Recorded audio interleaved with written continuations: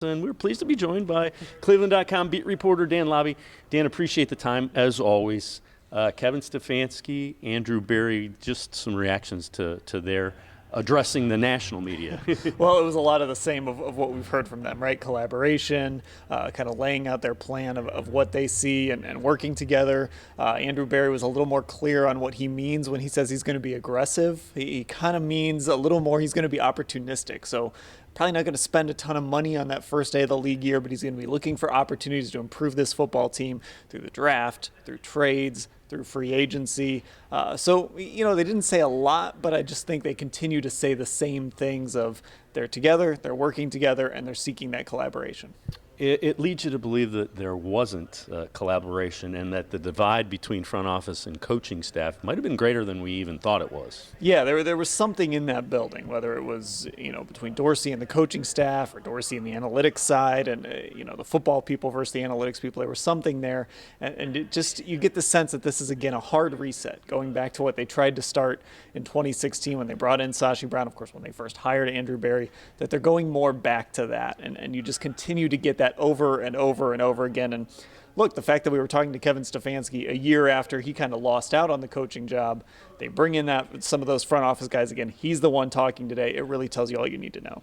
When you look at it, they were not very forthcoming with what they wanted to do. It seems like, and when you pushed them on it, a competitive advantage. So I get it, but they're not saying much. Yeah, they don't want to let anybody know what they're thinking, whether it comes to their own guys like Joe Schobert, David Njoku. They had great things to say about those guys, but they weren't really saying, even with fifth-year options, they didn't want to come out and say, yeah, we're going to pick up Miles' fifth-year option, we're going to pick up Njoku's fifth-year option. It makes sense to do that, but they didn't even want to give away that. So being very secretive here early on as they start. I mean, we're still a few weeks away from the start of the league year, so very secretive as we go into this. Now, the other thing that it is apparent just in talking to them, they do have a plan. They've sat down and there will be targeted free agents, and you'll get an idea of what they're thinking in the draft based on who they target is kind of the way it sounds. Yeah, I think so. And I don't think they're going to be afraid to necessarily double down. So maybe you sign a tackle and you draft a tackle. Maybe you draft a tight end and sign another, less expensive tight end, something like that. I think anything is on the board, but I do think there's going to be a clear, this is how we're going to approach free agency, and then this is how we're going to address these needs in the draft. It's not going to be just throw everything at the wall like John Dorsey did, kind of his approach in Kansas City and here. I think it's going to be a little more measured. The other thing that I would wonder your read of it, say Isaiah Simmons is there at 10. Are they tempted by that, do you think?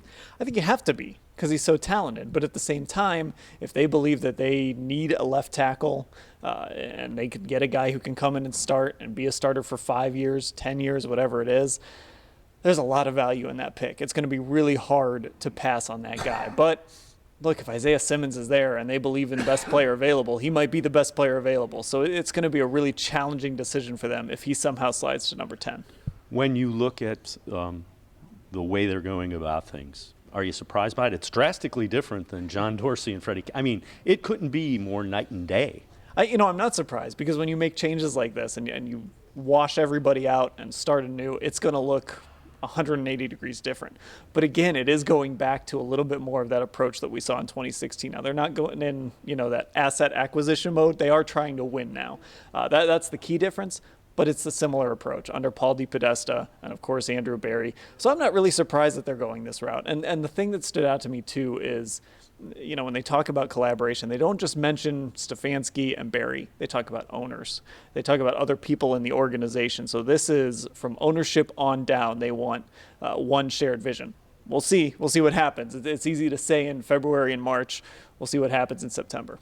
The other thing, when you talk to national people, a lot of them are really impressed with Kevin Stefanski. It was really nice to hear across the board pretty much.